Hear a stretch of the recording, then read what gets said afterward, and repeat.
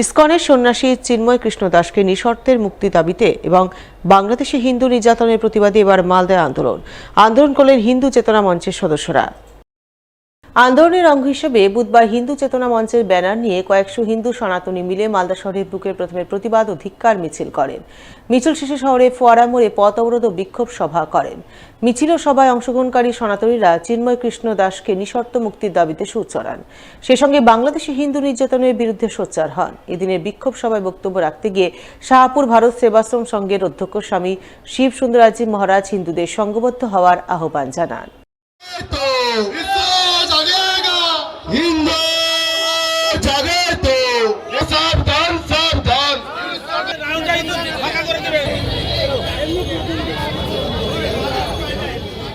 বাংলাদেশের ইসকনের সুনামধন্য সন্ন্যাসী চিন্ময় দাস ব্রহ্মচারী মহাশয় তিনি গ্রেপ্তার হয়েছেন বাংলাদেশ প্রশাসনের মাধ্যমে। যেভাবেই হোক তাকে নিঃশর্ত তাকে ছাড়া দিতে হবে। আমরা যারা হিন্দু যারা আছি, যদি আমরা সংঘবদ্ধ আমরা হতে না পারি তাহলে খালি চিন্ময় ব্রহ্মচারী নয়, আর এরকম কত ব্রহ্মচারী গ্রেপ্তার হবে, কত হিন্দু নরনারী লাঞ্ছিত হবে, তার ইয়েটা থাকবে না। তাই হিন্দু সাবধান হও, হিন্দু সাবধান হও, হিন্দু সাবধান হও। সারা বাংলা গ্রামীণ সম্পদ কর্মী সংগঠনের মালদা জেলা কমিটির জেলা সম্মেলন হয়ে গেল বুধবার। এদিন এই সম্মেলন অনুষ্ঠিত হয় মালদা টাউন হলে। উপস্থিত ছিলেন সংগঠনের জেলা সভাপতি সুবীর চৌধুরী সহ অন্যান্যরা। তৃণমূল প্রভাবিত সারা বাংলা গ্রামীণ সম্পদ কর্মী সংগঠনের মালদা জেলা সম্মেলনে সাংগঠনিক নানান বিষয়ে আলাপ আলোচনা চলে। পাশাপাশি সম্পদ কর্মীদের বিভিন্ন দাবি দেওয়া আলোচনায় উঠে আসে এবং সেই সমস্ত দাবি আদায়ে আবেদন নিবেদনের মাধ্যমে আন্দোলন চালিয়ে যাওয়ার কথা জানান সারা বাংলা গ্রামীণ সম্পদ কর্মী সংগঠন নেতৃত্ব। বর্তমানে যে জায়গায় দাঁড়িয়ে রয়েছে সেটা আমরা বিগত 5 মাসের ভিভিডিসি কাজ আমরা করে থাকি, সেই মাইনেটা কিন্তু আমরা এখন পর্যন্ত পাইনি।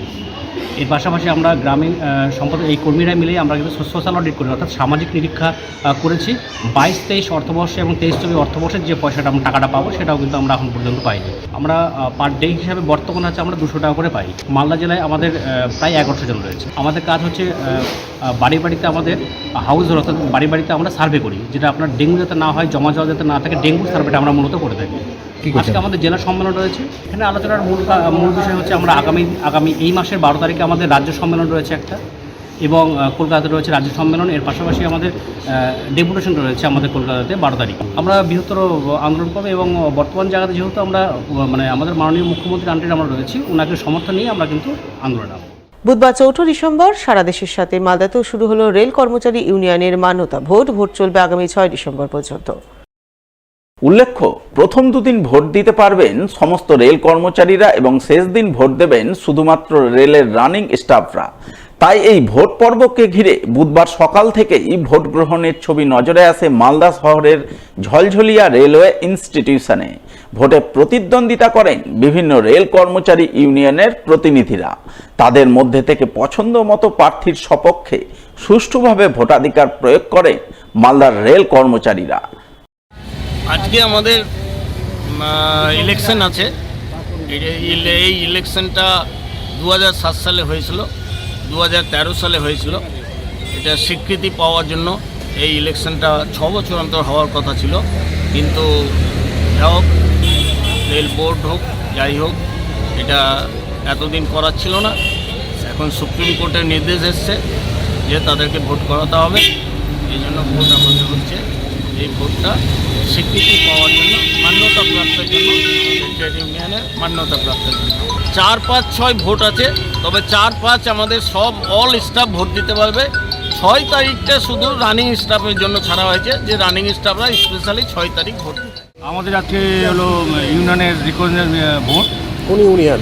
আমরা হলো ইস্টার্ন রেলওয়ে মেন্স কংগ্রেস। আমাদের সিম্বল হলো 2 নম্বরে আছে ঝান্ডা পতাকা। এটা চলবে 4, 5, 6 পার্টি। এখানে আছে মেন্স কংগ্রেস আছে, মেন্স ইউনিয়ন আছে, বিএমএস আছে, আর টিএমসি নতুন জয়েন করেছে, আর eastern railway men's union. Indian rail का एक ऐसा रूल है जो वोट होता है आपको सब संगठन का, आरएमएस का, टीएमसी का और मेंस यूनियन का। ये हमारे कर्मचारी से जो वोट देंगे इनका वोट का एक रूल है जो वोट में जिनके जो श्रमिक जो दे सकते हैं उनका रजिस्ट्रेशन मिलेगा, उनका रेल का अधिकार मंजूरी से ले सकते हैं।